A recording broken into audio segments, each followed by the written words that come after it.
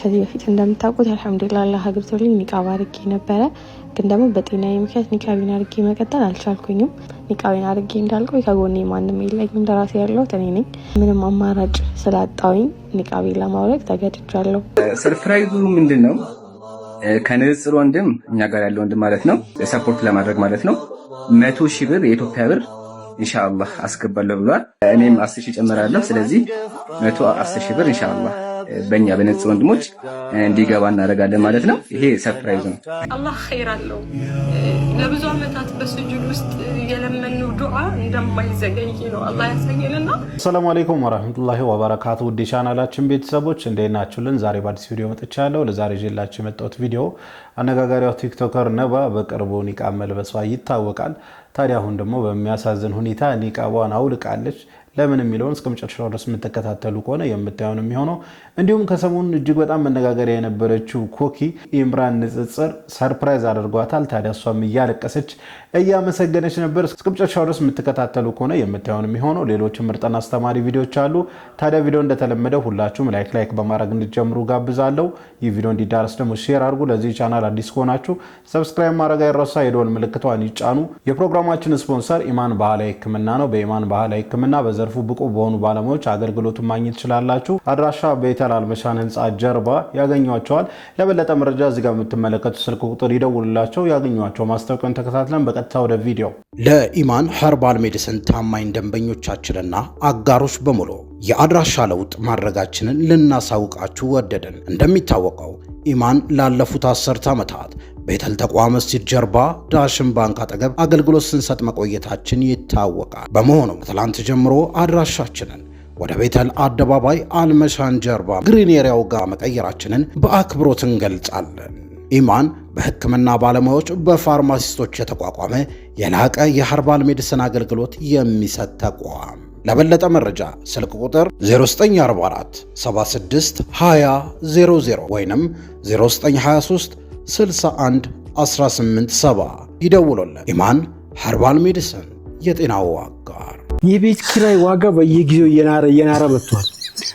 የቤት ኪራይ ዋጋ እንዲንር የሚያደርጉ አካላት እንግዲህ በተደራጅተው ነው አሁን ቤት የማሻሻል እዚህ አካባቢ የቤት ዋጋ መሆን ያለበት እንደዚህ ነው ብለው ለባለቤቱ በመንገር በሰው ላይ ጫና ይፈጥሩበታል። የሴኖ አከራይና ቆየኝ ተው አንተ አጣልቅ አትግባ አከራይ ስለሆንክ አንተ በአንተ እንትን ስራ ሲነገርብህ እንትን ለማለት የምታደርገው አትሽሽ አታድርግ አያዋጣህም። ምክንያቱም የብዙ ሰውን ህይወት ማጎሳቆል ውስጥ እየገባ እነዚህ ሰዎች ከዚህ ውስጥ ሊጠቀሱ አይችሉም ወይ?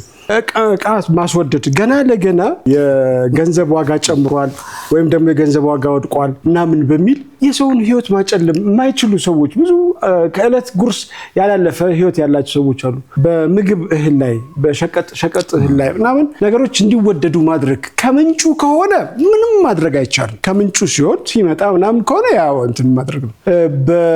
ከዛ ከፍ ያለም ሊሄድ ይችላል። እንደነዚህ አይነት ነገሮች ምን ውስጥ ሊገቡ ይችላሉ? ሸህ ለምሳሌ ንግድ ላይ ነበርን መጨረሻው ላይ የማለም ሰው ጋር ንብረት አፍኖ ሁሴን አሁን ኑሮ ማጨለም ህይወት ማጨለም ይላል። ራሱ ይሄ ቃሉ ራሱን ያዝናናይ ነው ማለት የትኛው ማለት ትዝናናለህ በማጨለም? ይሄ የሚያዝናና ቃል ነው። ደስ ማለት አይደለም። አንድ ሰው ኑሮ ጨለመ እኮ የሚባለው ሸህ መጀመሪያ ኑሮ ብርሃን ካለ ነው። ሁሴን እሺ ደብዛዛ ነበረ ለምጫጨለም። ለማንኛውም የንግድ ስርዓትን ነው ሁሴን ማንሳት ፈልገው። አጠቃላይ ንግዱ ታሟል፣ ጤናማ አይደለም። ሰዎች ገበያ ይገኝ እንጂ ምንም ነገር ሊሸጡ ይችላሉ። የሰው ኑሮ አያስጨንቃቸውም ነው ሸክሙ ጫናው መደራረቡ ምናምን ብዙ ያሳሰባቸው አይመስልም። ከምንጩ ከመጣ ችግር የለም። ግን ከምንጩ እንደዛ ሳይሆን አርቲፊሻል የሆነ የዋጋ ንረት በመፍጠር የሰውን ህይወት ማጎሳቆል ቀደም ሲል እየማለ ከሚሸጠው ሰው ጋር የሚቀራረብ አይደለም ወይ? በሲጋ ባይመጣም አይነት ነው ሐሳብ መሰለኝ። አከራዮቹ እንደዛ ነው ምን ይሄ ጥሩ ነው። ራሳችሁ እንደዚህ ማየታችሁ ግን የሚገርም። እሺ ሸህ ሐሳቡ ጋር ተገናኝተዋል። ብዙ ማትረፍ ነው ብዙ ማትረፍ ሳይሆን ጊዜያዊ ትርፍ ሰዎችን እየጎዱ ማትረፍ ብንለው ይሻላል። እቃ ለምሳሌ በማፈን ገበያው ላይ አርቲፊሻል እጥረት ይፈጠራል። ዘይት የለም መሰለን ዘይት የለም ከተባለ ትላንትና ይሸጥ ከነበረበት ዛሬ የሆነ ያክል ብር ይጨምራል። ይጠብቃል አጋጣሚውን ጠብቆ ያልተገባ ዋጋ እጥፍ አድርጎት መሰለን ገበያው ላይ ሊረጨው ይችላል። በእንዲህ አይነት አይ ቲንክ ሐዲሶች አሉ እቃ ማፈን ላይ የሚቆሙ ሐዲሶች አሉ።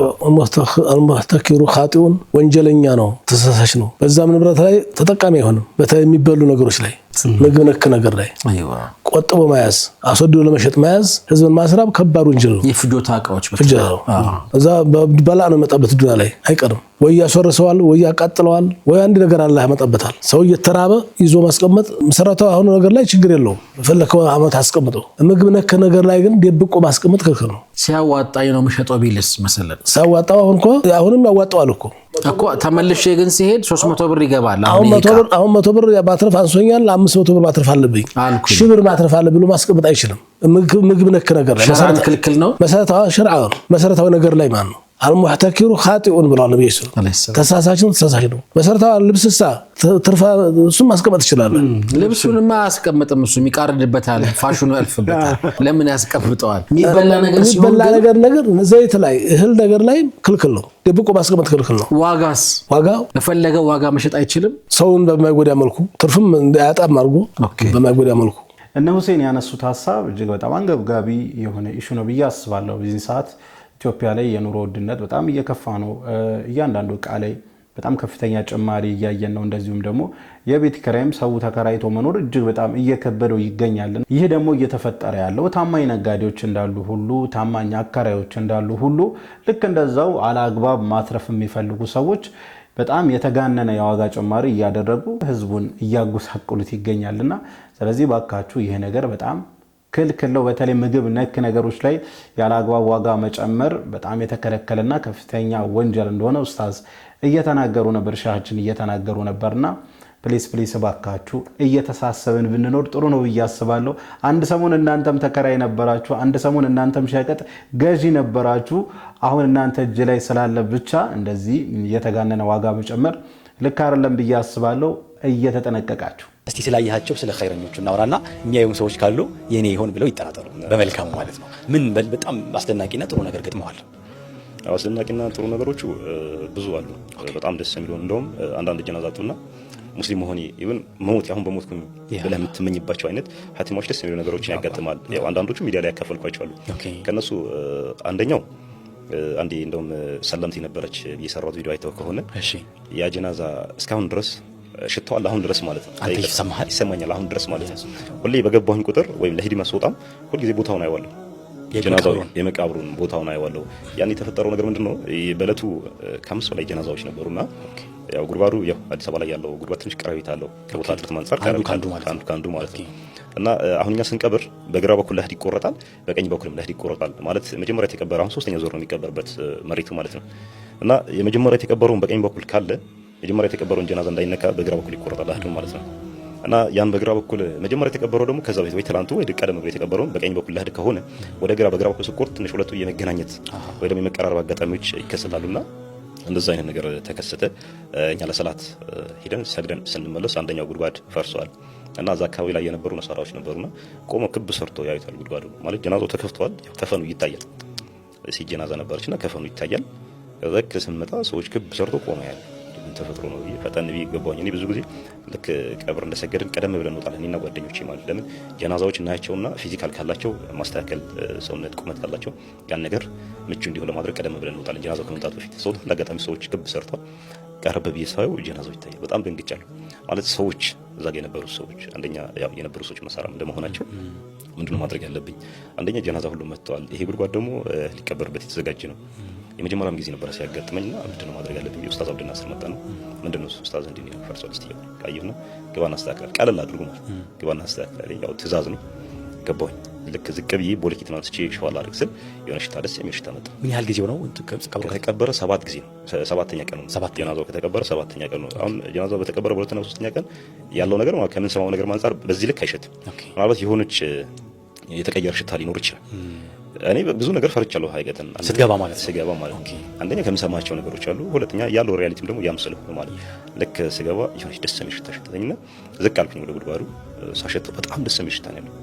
ትንሽ ሰዓት መቆየት ፈለኩኝ ማለት ሽታውን መጀመሪያ የነበረውን ስሜት በቃ እንዲጠፋ አደረገኝና ግን ሰዎች አሉ የግድ ይሄን ነገር ሸፍኝ መውጣት አለብኝ የነበረውን ቦሊኬቱን አመጣሁኝ ከዳደንኩኝና አፈርና ልብሼ ወጣ መጨረሻ ላይ በቃ ከዛ በኋላ ስቀብር እስከ መጨረሻ ላይ በቃ በዛኛው ጀናዛ ነው ውስጥ ያለው ማለት ያን ቀብረን ጨረስን ከዛ ጀናዛውን የተቀበረበት ነው አቴንዳንስ አለ ታውቀዋለህ ደወልኩኝ አጥቶች ደወልኩኝ ሰላም አለይኩም ወአለይኩም ሰላም ጉለሌ ነች ታውቁ ሴት የኛ ጋር አለችምና እንዴ ጀናዛ ተከበረና እንዴ ምን ገጠመች ጀናዛ ወስላት ወላሂ አብዱ ሰላም እሱ ጀናዛ በጣም ያጀበኝ ጀናዛ ነው አለች ኦኬ ምን ገጠመች ምን ነበር ሰላት እሷ ጀናዛ እኔ ጋር ከመምጣቷ በፊት 3 ቀን ነበር ከሞተች 3 ቀን ነበረችና ጀናዛውን ልክ ይዘውልኝ እንደመጡ ማክስ የሆነ ነገሮችን ተጠቀሚ ራስን ጠብቂ ጀናዛው 3 ቀን የቆየ ጀናዛ ነው ምናምን ነገር አለች ከዛ እሷን ፈሮኛል ያላህ ረቢቢ ብቻ ፈሮ ከዛ ልክ ጀናዛው እስከፋፍቶ አይደለም 3 ቀን በህይወት ያለች ነው የምትመስለው አለች ሰውነቷ ይታዘዛል አልደረቀም በጣም የምታምሩ ቆንጆ ነች አለች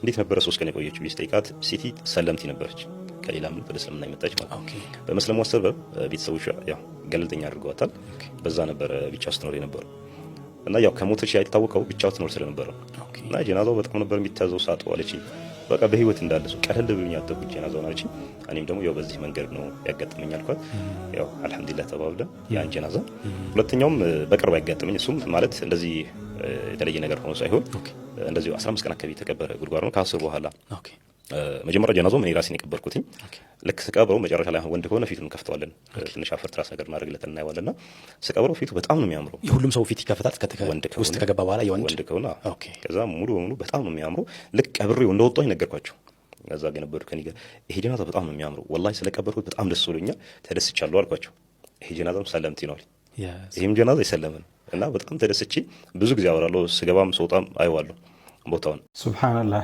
ሰለምቲዎች ይህንን ቪዲዮ ስታዩ ምን ተሰማችሁ እስቲ ኮሜንት ላይ ጻፉልኝ እኔ ወላሂ እጅግ በጣም ነው ያስገረመኝ አስቡት የሁለቱ ሰለምቲዎች ታሪክ ማለት ነው የሴቷ ምን ያህል ሽቶ ትሸት እንደነበረ ከተቀበረች ወደ 10 ቀኗ ማለት ነው በደምሩ ምክንያቱም ሴቷ ጋር ጀናዛ ጣቢያዋ ጋር እስኪመጣ ድረስ 3 ቀኑ ነበር እሱ ደግሞ አይ ቲንክ ከ7 ቀን በኋላ ይመስለኛል ያ ሽታ የሸተተውና በጣም የሚገርም መዓዛ እየሸተተው ነበር አሁን ድረስ ያ መዓዛ አለ እዛ ቀብር አካባቢ ሲሄድ ብሎ ነበርና በጣም የሚገርም ነው አላህ Subhanahu Wa Ta'ala ለሰለምቲዎች የሰጠው ቦታ የወንዱንም ሰምታችኋል በጣም የሚያምር ጀናዛ ብሎ ተናግሮ ነበር ፊቱ በጣም ደስ ይላል ኑር አለው እያለ ነበርና ሰለምቲዎች ምን ተሰማችሁ እጅግ በጣም እድለኛ መሆናችሁ እንደተሰማችሁ ተስፋ አደርጋለሁ አላህ Subhanahu Wa Ta'ala ቀብራችንን ያስፋልን አላህ Subhanahu Wa Ta'ala ቀብራችንን ኑር ያድርግልን ኸይር ሰርፕራይዙ ምንድነው ከንጽር ወንድም እኛ ጋር ያለው ወንድም ማለት ነው እሷን ለመደገፍ ያው ሰፖርት ለማድረግ ማለት ነው 100,000 ብር የኢትዮጵያ ብር ኢንሻአላህ አስገባለሁ ብሏል ስለዚህ 100,000 ብር ጨምሩበት ማለት ነው አንደኛ ሁለተኛ ደግሞ ያው እኔም ባቅሜ ያው ኢንሻአላህ ትንሽ ኢንሻአላህ እኔም 10,000 ጨምራለሁ ስለዚህ 110,000 ብር ኢንሻአላህ በእኛ በነጽ ወንድሞች እንዲገባ እናደርጋለን ማለት ነው ይሄ ሰርፕራይዝ ነው እና ጀማ እኛ ጋር ተስራላችሁ ሜቢ እኔን ተከተላችሁ የመጣችሁ ያው ያልሰማችሁ ካላችሁ ቻሌንጅ አለ ቻሌንጁ ደግሞ ለወንድም ካሊድ ነው ወንድም ካሊድን 200 ፎሎወር መጨመር ነው አካውንቱ ላይ ወንድም ካሊድን ያው ሁላችሁም ታውቁታላችሁ እኔም ከአንዴም ሁለቴ ሂጄ ተቋሙን ጎብኝቼ ነበር ረመዳን ላይ ማለት ነውና والله ከሚባለው በላይ ትልቅ ስራ እየሰራ ያለው ወንድማችን ነው ወንድም ካሊድ ሂዳችሁ ብታዩ ነበር የምታምጡ አንድ ክላስ ስንት ሰዎች እንዳሉ በመንገድ እንደሆነ ብታዩ ይገባችሁ ነበርና ይሄ በአንድ ድንጋይ ሁለት ወፍ የሚባለው ነገር ነው ያው ወንድም ካሊድን አስተዋውቅን በጎን ደግሞ እህታችን ረዳ ማለት ነውና ኢንሻአላህ ሁላችሁም ወንድም ካሊድን ደግፋችሁ ወይም ደግሞ ፎሎ እንዲደረግ ቪዲዮ ስሩ ኢንሻአላህ እኔም አሁን ቪዲዮ ሰራለሁ ማለት ነው እና ያ ጀማ ኢንሻአላህ በዚህ ነገር ሁላችሁም ስሩ ሁላችሁም እንሰራለን ሁላችሁም ስሩ እሺ አልহামዱሊላህ አፌ ተከፍታልና ወንድሞቼ እዚህ ነገሩን ይዛችሁ የመጣችሁ ሁላችሁም በውስጥ ብዙ ዋጋ ያስከፈልኳችሁ አንገባም ተውቲ ለአላህ እንስጠው ያልኳችሁ ያላችሁ እህቶች ለኔ ብላችሁ ተጨንቃችሁ እዚህ ሚዲያ እንዲመጣ ያደረጋችሁ በኔ ሰበብ ብዙ ነገር የሆናችሁ በመጀመሪያ አፉ ተጠይቃለሁ ብዙ ወንድሞች እንዳላችሁኝ ብዙ እህቶች እንዳላችሁኝ ነው ያሳወቃችሁኝ ባለማወቅ ይሆናል ብለን እንለፈው የተናገሩን ጀጅ ያደረጉን እህቶች ወንድሞች ባለማወቅ ምናልባትም የኔን ጫማ ስላረገጡ ነው ብለን እናስበውና ግን አላህ ኸይር አለው ለብዙ አመታት በስጁድ ውስጥ የለመነው ዱዓ እንደማይዘገይ ነው አላህ ያሳየንና አላህ ባሪያውን ጥሎ አይጥልም። አላህ ኸይር አለው። አላህ ኸይር አለው። ሁሌም አላህ ኸይር አለውና አላህን አትተው። ወላሂ አልዓዚም አላህ ባይሰጠን ኖሮ ለምን ልሰጣችኋለሁ አይለንም ነበርና አላህ ኸይር አለው። አላህ ባሪያውን አይጥልምና አልሐምዱሊላህ ረቢል ዓለሚን ሰላም ላደረገኝ ሙስሊም ላደረገኝ ሁሉ ነገሮች ሲመጡ አልሐምዱሊላህ ብዬ እንዳለፍ ያደረገው ልቤን በርደን ወሰላም ላደረገልኝ ጌታዬ አልሐምዱሊላህ ረቢል ዓለሚን አልሐምዱሊላህ ጀዛኩሙላሁ ኸይር። ሰው እንዳለኝ ካጠገቤ ሰው እንዳለኝ እንዲሰማኝ ስላደረጋችሁኝ አላህ ያክብራችሁ፣ አላህ ይውደዳችሁ። የሰው ፊት በምንም አይነት ተአምር አላህ ያሳያችሁ። ዳይመን ወአበደን የምለምነው አላህን አላህ የሰው ፊት ያሳያችሁ፣ አላህ የሰው ፊት ያሳያችሁ ያ ረብል ዓለሚን ጀዛኩሙላሁ ኸይር። እንግዲህ እንደተመለከታችሁት ነው ኢምራን እሱና የንጽጽር ወንድሞቹ አንድ ላይ በመሆን ኮኪን ሰርፕራይዝ አድርገዋታል። እጅግ በጣም ደስ ይላል። እንግዲህ ጉዳዩን ለማታውቁ ኮኪ በጣም መልካም ስራዎች ላይ በመሳተፍ የመስጊድ ማሰሪያ ሊሆን ይችላል የተለያዩ ቻሪቲ በተዘጋጀ ቁጥር እሷ ቀድሚያ የምትሰለፉ እሷ ነች። ፎሎ በማስደረግ በቃ ትልቅ ስራ የምትሰራ እህታችን ነች ኮኪና በጣም ለ10 ዓመት ያህል እናቷን ማየት አልቻለችም እና እናቷን ለማየት በጣም ጉጉት ላይ ነው ያለችው። ለመምጣት ደግሞ ኢቃማ ማሰራት አለባት። ከፍተኛ ብር ነው የተጠየቀችው። ያን ደግሞ እሷ መክፈል አትችልምና ጓደኞቿ ወደ ሶሻል ሚዲያ አምጥተውት ነበር። በዚህ የተነሳ አንዳንድ እህቶች እሷን ተቃርነው ቪዲዮ እየሰሩ ነበር። ያው ባለማወቅ ነው ብዬ አስባለሁኝ። ምክንያቱም እንደዚህ አይነት መልካም ስራ የሚሰራ ሰው ሊታገዝ ይገባል ብዬ አስባለሁኝ እንጂ እሱን በሌላ ጎኑ እሱን ማሸማቀቅ ተገቢ ነው ብዬ አላስብም። ኮኪ ከዚህ በላይ ይገባሻል። አሁንም ቢሆን ቲክቶክ ላይ እየተሰባሰበላት ይገኛል። ማታ ማታ ላይቭ ይገባሉ። እናንተም ቲክቶክ ላይቭ ላይ ገብታችሁ እንድትሳተፉ በዚህ አጋጣሚ እጠቁማችኋለሁ። አሁን ወስዳችሁ ወደ መጨረሻው ቪዲዮ ነው። ይህ ቪዲዮ እንግዲህ ነባ ኒቃቧን አውልቃለች። እስቲ ለምን የሚለውን ቪዲዮ እንመልከት። ከዛ የራሳችንን ሀሳብ አስተያየት እንሰጥበታለን። ሰላም አለይኩም ወራህመቱላሂ ወበረካቱ። እንዴት ናችሁ ውድ ፎሎወርሶቼ? ደህና ነኝ አልሐምዱሊላህ። ከዚህ በፊት እንደምታውቁት አልሐምዱሊላህ አላህ አግብቶልኝ ኒቃብ አድርጌ ነበረ። ግን ደግሞ በጤናዬ ምክንያት ኒቃቤን አድርጌ መቀጠል አልቻልኩኝም።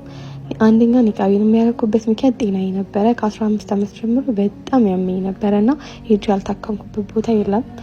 ግን ሊሻለኝ አልቻለም። ግን እንደ አጋጣሚ ሆኖ የሆነ ኡስታዝ እንደዚህ ቤት ነግራቸው ልጄንም እንደዚህ ያሟት ነበረ ኒቃብ በማድረግ ነው የተዋት ሲሉኝ፣ አንድ ሙስሊም ሴቶች ሆነ ኒቃብ ማድረግ ማንፈልግ ሰዎች የለንም። ግን ፍራቻ ነው ሀቁን ባሞላ ብዙ ነገር ስለምንፈራ ሰው አላህ ይሄንም ምክንያት ያቀረበልኝ ወይ ደግሞ አላህን ለመሰተር ፈልጎ ነው።